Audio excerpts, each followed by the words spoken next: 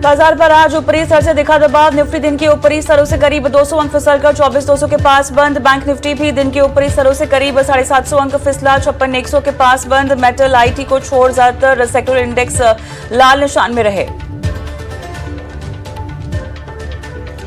अमेरिकी टेक शेयरों की रैली से भारतीय आईटी शेयर लगातार दूसरे दिन मजबूत। कोफोर्ज, एलटीआई, माइंडट्री 2 से 3% चढ़े। निफ्टी आईटी के 10 में से 9 शेयरों में तेजी। बेहतर मांग और कीमतों में तेजी से मेटल शेयरों में लगातार दूसरे दिन चमक। हिंडाल्को, वेदांता, हिंडजिंक, नाल्को 2 से 3% चढ़े। सेल, टाटा स्टील 1 से 3% मजबूत।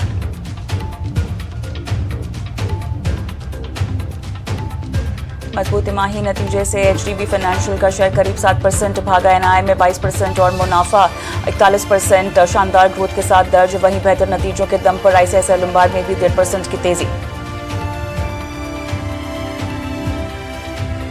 कमजोर तिमाही नतीजों से तेजस नेटवर्क का शेयर करीब 4% टूटा। कंपनी का एकमुश्त घाटा 72 करोड़ के मुकाबले बढ़कर 211 करोड़।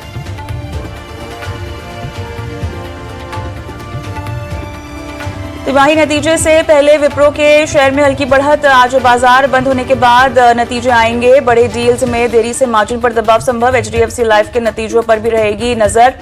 पीएनबी मार्जिन और मुनाफे पर दिख सकता है दबाव। कल तिमाही नतीजों से पहले जियो फाइनेंशियल सर्विसेज पर दबाव। शेयर आधा % फिसला। बजाज कंज्यूमर केयर भी करीब 3% नीचे, लेकिन नतीजों से पहले मस्टेक 4% चढ़ा।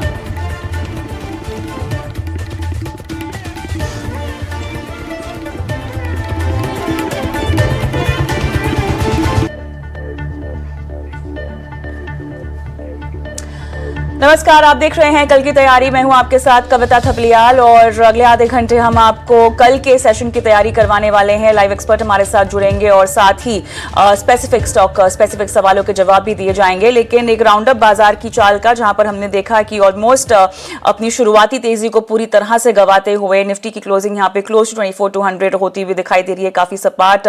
टॉप परफॉर्मर्स आज के ट्रेड में हमने हिंडाल्को, अदानी एंटरप्राइजेस को देखा है। टॉप लूजर्स की लिस्ट में ओएनजीसी, एचडीएफसी लाइफ का नाम दर्ज है। निफ्टी बैंक हमने देखा लगभग 1.4% की कमजोरी के साथ आज क्लोजिंग हुई है। एचडीएफसी बैंक जो है सबसे बड़ा लगार यहां पे दर्ज हुआ है, डिक्लाइनिंग मोर देन 1.4% आज के ट्रेड में। मिड कैप 100 अगर हम देखें तो दूसरा कंसेक्यूटिव सेशन जहां पे लगभग आधे % की मजबूती के साथ हमने देखा है निफ्टी मिड कैप 100 की क्लोजिंग हुई है। निफ्टी स्मॉल कैप 100 क्लियरली यहां पे सेकंड कंसेक्यूटिव सेशन में लगभग 0.5% की मजबूती दर्ज करते हुए बंद हुआ है। लेकिन मेटल क्षेत्र की अगर हम बात करें इंडेक्स के लिहाज से, ज्यादातर यहां पर कॉन्स्टिट्यूएंट्स जो हैं लगातार दूसरे दिन मजबूती के साथ आज अपनी क्लोजिंग देते हुए दर्ज हुए हैं। टॉप सेक्टोरल गेनर अगर हम देखें तो यहां पर ओवरऑल अदानी एंटरप्राइजेस, हिंडाल्को का नाम शामिल हो सकता है। आईटी मजबूत, ओरेकल फाइनेंशियल सर्विसेज और कोफोर्ज के दम पर हमने देखा है कि लगातार इंडेक्स जो है 1% की मजबूती पे आज बंद हुआ है। रियलिटी और एनर्जी में भी हमने देखा कि अच्छा खासा आज जंप रहा है। अनंतराज, लोढ़ा, एनएलसी, बेल कुछ टॉप परफॉर्मर्स रहे हैं इस क्षेत्र में। एफएमसीजी एडवांस हुआ है आज भी। राडिको खैतान, वरुण बेवरेजेस ने जो है इन गेम्स को लीड किया है। वहीं अगर फार्मा की हम बात करें, डीवी स्लैब, ऑरबिंदो फार्मा ने आज इस क्षेत्र को ऊपर खींचने की पूरी कोशिश की है। लगभग 1.4% की मजबूती के साथ आज क्लोजिंग हुई है। वहीं अगर निफ्टी पीएसयू बैंकों का खेमा देखें तो यहां पर मार्जिनल कट्स के साथ क्लोजिंग हुई है। इंडियन बैंक और एसबीआई काफी हद तक ड्रैग किए हैं आज। लेकिन अगर हम देखें टॉप लूजर सेक्टोरली निफ्टी ऑटो रहा है 0.5% की कमजोरी। और हीरो मोटोकॉर्प, सोना बीएलडब्ल्यू जो है ये लॉसेस को लीड करते हुए दिखाई दिए हैं। तो आज ये बाजार का समअप क्लोजिंग सेशन में। लेकिन आगे कल की चाल के लिए क्या संकेत मिल रहे हैं, हमारे साथ मेहमान जुड़ चुके हैं। शर्मिला जोशी, अजीत मिश्रा मेरे साथ जुड़ गए हैं। नमस्कार, आप दोनों का स्वागत है इस पेशकश में। और वाकई काफी इंटरेस्टिंग सेशन अजीत आज का, कैसे देखते हैं? शुक्रिया कविता देखिए, मार्केट में अभी सबसे इम्पोर्टेंट चीज क्या है कि आप अगर गिरे तो ज्यादा डैमेज ना हो। स्ट्रक्चर को जो रिकवरी का एक टोन देख रहे हैं मार्केट में, तो आज का सेशन उसी तरीके से देखा जाएगा कि एक जो रिबाउंड आया लास्ट 2 ट्रेडिंग सेशन में, तो उसके बाद एक ब्रीदर। कॉस्ट जो रेट सेंसिटिव, खासतौर से बैंकिंग की अगर बात करेंगे, तो वहां पे मुझे थोड़ा सा आज दिखा कि हायर लेवल थोड़ा प्रॉफिट टेकिंग और डिक्लाइन, और शायद थोड़े से मेरे हिसाब से पोजीशन को भी बनाया जा रहा होगा over the weekend. HDFC bank और आईसीआईसीआई बैंक के रिजल्ट्स हैं, तो उसका भी एक फैक्टर आ जाता है।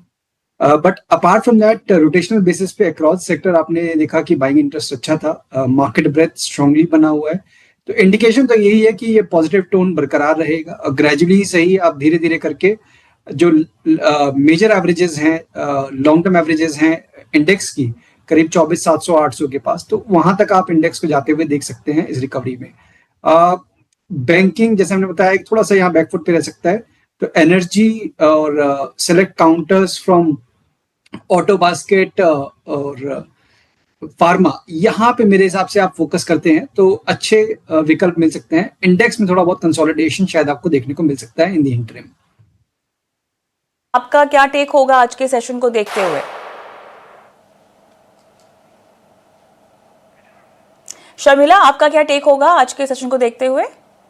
यस, सो आई ब्रॉडली अग्री कि इसको प्रॉफिट बुकिंग ही माना जाएगा और यही होगी राय कि अब जैसे हम we are entering into earning season as well, तो अब हम ये देखेंगे कि कौन सा सेक्टर या कौन सी कंपनी आपके हिसाब से अच्छे नंबर्स लाते हैं और उसके साथ साथ जिनका आउटलुक भी आगे चलकर अच्छा हो सकता है, and then you base your buying on that. The only advice is, and I think जैसे मार्केट ने आज रिएक्ट किया कि थोड़ा बहुत प्रॉफिट बुकिंग करते रहना चाहिए और जो आपकी बाइंग है उसको स्टैगर्ड रखिए, because you know clearly we are not out of the woods as yet, क्योंकि जो सीजफायर सिचुएशन है उसमें टॉक्स जो है वो जारी है। So we have no clear indication that both parties have resolved their differences or they've come to any agreement. तो उसकी राह देखी जाएगी. But in the interim, everything definitely seems to point towards the fact that the worst is over. तो उसके basis पर हम positive ही रहेंगे और जैसे मैंने कहा नतीजे देखकर, वैल्यूएशंस देखकर आगे की आपकी रणनीति बनती है। ऑलराइट, चलिए वही रणनीति पर अब फोकस करते हैं और दर्शकों के सवालों का सिलसिला आना जो है वो शुरू हो चुका है। अंजलि मेहता का सवाल सबसे पहले लेंगे। एलएनटी में खरीदारी कर रखी है, 2638 इनके लेवल्स हैं और 110 क्वांटिटी है इनकी। इंफ्रा ऑर्डर बुक के लिहाज से इन्हें जो है खरीदारी क्योंकि ये कर चुकी है, मेरे ख्याल से और खरीदना भी चाहती हैं। मुझे पता नहीं इनका व्यू कितना लंबा है, लेकिन अजीत एक क्राइटेरिया, क्योंकि इंफ्रा ऑर्डर बुक मजबूत है, इन्हें ये विश्वास है, तो शायद लंबा रुकना चाहती हैं। कोई टेक आपका? बिल्कुल कविता, देखिए उनकी बाइंग को देखकर, क्योंकि स्टॉक प्राइस वहां से काफी अच्छा अपमूव ऑलरेडी देखा चुका है, तो आई एम ऑल्सो कंसिडरिंग कि इनका लॉन्ग टर्म का ही है। और देखिए वॉलेटिलिटी फॉर सम रीजन और दी अदर यहाँ पे भी देखने को मिली है, ऐसा नहीं है कि एलएनटी में नहीं आया। बट ब्रॉडली जब आप बात करते हैं इंफ्रा थीम की, तो definitely one of the top जो नाम इस स्पेस में आता है वो एलएनटी का आता है। स्टॉक अभी भी अपने रिकॉर्ड हाइस के पास है। यहाँ पे फ्रेश बाइंग के लिए मेरी राय थोड़ी सी होगी कि बहुत वॉलेटाइल स्विंग्स देखें, थोड़ा सा कंसोलिडेट करने दीजिए, एक बेस बनाने दीजिए। करीब 3800 4000 का जोन है, वो काफी अच्छा बाइंग का जोन है, तो यहाँ से अभी भी एक अपॉर्चुनिटी है, शायद आपको एक डिप देखने को मिल जाए, तो वहां पे आप डेफिनेटली कंसिडर कर सकते हैं for the long term accumulation. चलिए, अगर आपको यहाँ पर बाइंग करनी है और तो 4800 के लेवल्स काफ़ी अट्रैक्टिव हैं और वहाँ पर जोड़ा जा सकता है। हेमा का सवाल लेंगे। सिप्ला में इन्होंने खरीदारी कर रखी है 1234 के भाव पर और एग्जिट प्राइस ये जानना चाहती हैं। Alright Sharmila, I am not sure आप एग्जिट प्राइस देना पसंद करेंगी, पर सिप्ला में ओवरऑल आपकी क्या कॉल होगी? राय तो ठीक ही है, एक अच्छा स्टॉक है, वैल्यूएशंस भी काफी they are quite cheap actually the valuations, तो इसको देखकर my view for the long term would be a hold और I honestly see levels of about 1500 तक जा सकता है, ऐसे लगता है ये स्टॉक, तो मेरे हिसाब से बने रहना चाहिए। ये 1500 तक के लेवल्स यहाँ पर एग्जिट के लिहाज से हेमा आपको रेकमेंड किया जा रहा है शर्मिला की तरफ से। पीयूष ओला इलेक्ट्रिक पे सवाल पूछना चाहते हैं। एंट्री प्राइस 57 है और वेल कब तक होल्ड करें ये जानना चाहते हैं। अजीत, क्या गाइडेंस देंगे आप इन्हें? देखिए काफी शार्प रिकवरी आई है कविता, ऑलमोस्ट जो 20-22 के लो से आप 40 के लेवल्स तक आ गए, तो ऑलमोस्ट एक तरह से डबल का recovery from the lower level देखने को मिला है। बट क्योंकि यहाँ से भी काफी बड़ी छलांग मारनी पड़ेगी इनके लेवल्स तक आने के लिए, मीन्स यहाँ से भी करीब 20 रुपए का मूव, तो अभी मुझे लगता है कि थोड़ा सा मुश्किल रहेगा। इम्पोर्टेंट ये रहेगा कि एटलीस्ट पास करेक्शन की तरह यहाँ पे दोबारा से मूव फिजल आउट ना हो, और क्योंकि इन्होंने काफी शायद लंबे अवधि से रोक रखा है, मेरे हिसाब से इस बार एटलीस्ट वो गलती ना करें कि फिर दोबारा से 20-22 की लेवल देखें, तो एक 35-34 के पास का एक स्टॉप लॉस जरूर मेंटेन करें अगर आपकी ट्रेडिंग पोजीशन है। और रिकवरी के केस में एक बार आपके बाइंग प्राइस के पास आता है तो एक बार रिड्यूस करने के बारे में सोचना चाहिए, बिकॉज वो जोन काफी मेजर रेजिस्टेंस मुझे नजर आता है। जब तक कि वो लेवल क्रॉस नहीं होगा तब तक शायद यहाँ पे कुछ एक ट्रेंड रिवर्सल के चांसेस भी नहीं होंगे, तो नियर टर्म में होल्ड है, बट 34 के एक स्टॉप लॉस के साथ। चलिए, नियर टर्म में होल्ड है, लेकिन शर्मिला क्योंकि अब लंबा इंतजार होने की संभावना है, इनकी बाइंग प्राइस हुई 57 है। अब ऐसे में अगर ये घाटे में निकले तो मुनाफे के लिए कहाँ ये पैसा लगाए जहां रिकवरी हो जाए? शर्मिला, क्या स्ट्रैटेजी आप सुझाएंगी? तो very honestly as a theme मुझे इलेक्ट्रिक टू व्हीलर थीम काफी पसंद है, ओवरऑल इलेक्ट्रिक व्हीकल थीम पसंद है। तो यही हुआ है ओला इलेक्ट्रिक के साथ कि बहुत सारी चीजें गलत गई है। I think the thing that has work for them in favour of them is the fact कि वो सोलर सेल्स की बात की, you know some product that they have now launched in the market, जो उनके लिए काफी अच्छा काम कर रहा है, तो उसके ऊपर उनकी उम्मीद है। लेकिन अगर इन्वेस्टर को इलेक्ट्रिक थीम पर ही प्ले करना है तो आई थिंक जो बसेस की थीम है वो आप अशोक लेलैंड के थ्रू प्ले कर सकते हैं। गाड़ियों की थीम है तो I think Mahindra and Mahindra ने बहुत बढ़िया इलेक्ट्रिक गाड़ियां लॉन्च की है, that could be another theme. Ather which is a two wheeler play, वो भी एक अलग स्टॉक हो सकता है। So the switch could be to that. अगर उनकी ओला इलेक्ट्रिक लेने के पीछे ये सोच थी कि आपको इलेक्ट्रिक व्हीकल्स मोबिलिटी के लिए एक अच्छा you know you see a good future for it, and which I concur with। मुझे लगता है कि बहुत सारी अब हम इलेक्ट्रिक गाड़ियां रस्तों पर देख रहे हैं, इलेक्ट्रिक टू व्हीलर्स देख रहे हैं, I think that's only going to increase. तो मुझे लगता है इस तरह की सोच वो रख सकते हैं। चलिए, तो ईवी पर आप काफी एज ए थीम पॉजिटिव हैं। मुकेश गुप्ता साहब का सवाल लेंगे। MTNL में इन्होंने जो है खरीदारी कर रखी, एंट्री प्राइस 40 है, 9300 की इनकी क्वांटिटी है, होल्ड या एग्जिट? अजीत, क्या सलाह होगी? कविता, देखिए बहुत एक्सट्रीम मूव्स आते हैं इसमें, और बीच बीच में जब भी लैंड बैंक को कि उसको कुछ मोनेटाइज करने की सोच रहे हैं या इस तरीके की न्यूज, तभी मेरे को स्टॉक में मूव करते हुए देखा है। तो ब्रॉडली अगर आप देखेंगे साल दर साल तो आपको एक नेगेटिव ट्रेंड ही नजर आएगा, मींस वहां से कुछ आपने बना के नहीं निकला है। तो 40 के पास की अगर बाइंग है, 33 के पास चल रहा है, एक बार लॉस लेके चलना चाहिए। और प्राइवेट बैंकिंग मेजर्स और जो ऑटो काउंटर्स जो कि आउट परफॉर्म कर रहे हैं with in the auto basket, like TVS, Eicher, M&M, वहां पे आप फोकस कर सकते हैं, यहाँ से एग्जिट करना बेटर है। राइट। सतिंदर मेहता ने प्राज इंडस्ट्रीज में खरीदारी कर रखी है, एंट्री प्राइस 420.33 है, 300 की इनकी क्वांटिटी है। शर्मिला, ये लंबा रुकना चाहते हैं, और अब लंबा रुकने में घाटा और कितना इनको हो सकता है, ये इसका आकलन जो है करवाना चाहते हैं। ऊंचे भाव पे खरीदारी तो खैर कर ही रखी है, अगर एवरेज भी करना हो तो किस भाव पे करना चाहिए? तो एवरेज का रेट तो मैं नहीं बता सकती, लेकिन डेफिनेटली मुझे लगता है कि उनको बने रहना चाहिए। ये नहीं भूलना चाहिए कि बहुत हद तक बहुत सारे और मिड कैप टाइप स्टॉक्स में बहुत एक करेक्शन हमने ये पिछले महीने में देखा है, specially which are slightly theme sort of stocks, जैसे कि प्राज है, तो शुगर, एथेनॉल स्टोरी से कनेक्टेड है, इनके काफी ओवरसीज ऑर्डर्स है। तो ये इस तरह के अगर आपका ऑर्डर बुक है जो देश के बाहर है, तो ऐसे स्टॉक्स में भी हमने काफी गिरावट देखी है। But now I think things are coming back on track, तो मुझे लगता है कि ये रेट पे निकलना उचित नहीं रहेगा। मुझे लगता है कि उनको बने रहना चाहिए।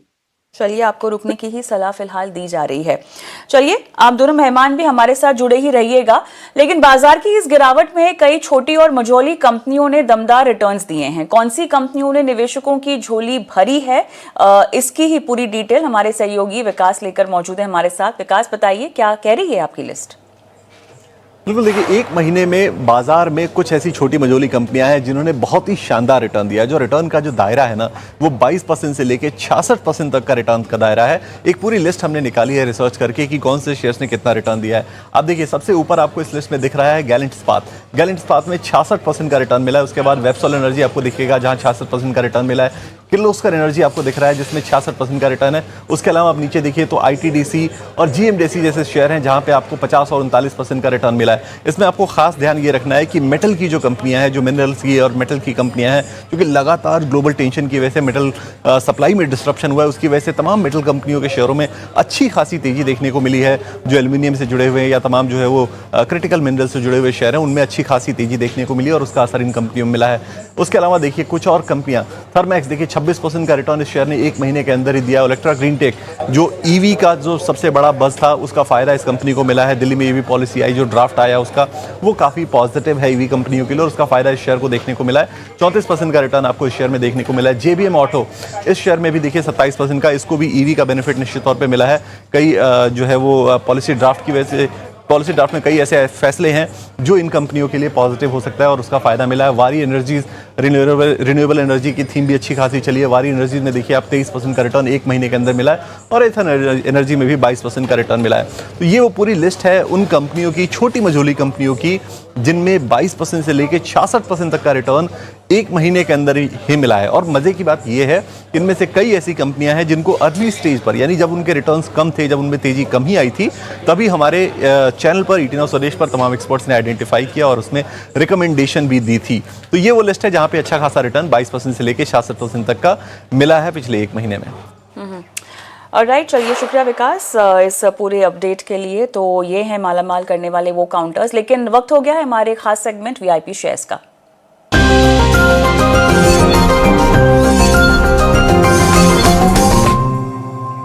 दोनों ही मेहमानों से हम कमाई का मंत्र लेते हैं। अजीत, शुरुआत आपसे करूंगी, बताइए वीआईपी शेयर क्या हैं आपके आज?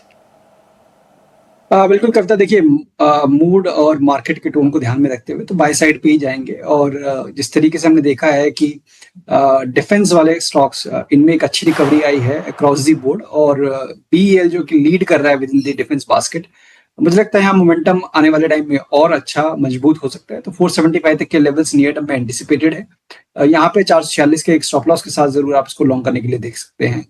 वहीं पे जो पीएससी पैक में से एनएचपीसी, जो कि काफी टाइम से साइडलाइंस बैठा हुआ था, यहाँ पे कुछ फ्रेश ट्रैक्शन की उम्मीद है। ऑलमोस्ट करीब साल भर से लंबा इंतजार, एक करेक्टिव फेज का इसमें झेला है इन्वेस्टर्स ने। तो मुझे लगता है यहाँ पे एक अच्छी रिकवरी, जहाँ पे कि नियर टर्म टारगेट करीब 85 का होगा, इसको भी लॉन्ग करने की राय होगी 78 के एक स्टॉप लॉस के साथ। परफेक्ट। शमीला, आपकी वैल्यू पिक्स क्या होंगी? आई एम रेकमेंडिंग एथर। हमने इस थोड़ी देर पहले इस स्टॉक की बात की है। Electric vehicle theme, two wheelers, नया लिस्टिंग है, कंसोलिडेट हुआ है। आई थिंक आगे चलकर बहुत अच्छा फ्यूचर है इस तरह के प्ले के लिए, टू व्हीलर प्ले के लिए, और उसमें एथर एक अच्छी कंपनी है, तो एथर। ऑलराइट, चलिए एथर एनर्जी आपकी आज की पिक है। और इसी के साथ आप दोनों का बहुत बहुत धन्यवाद, समय ने कशन किया, शुक्रिया।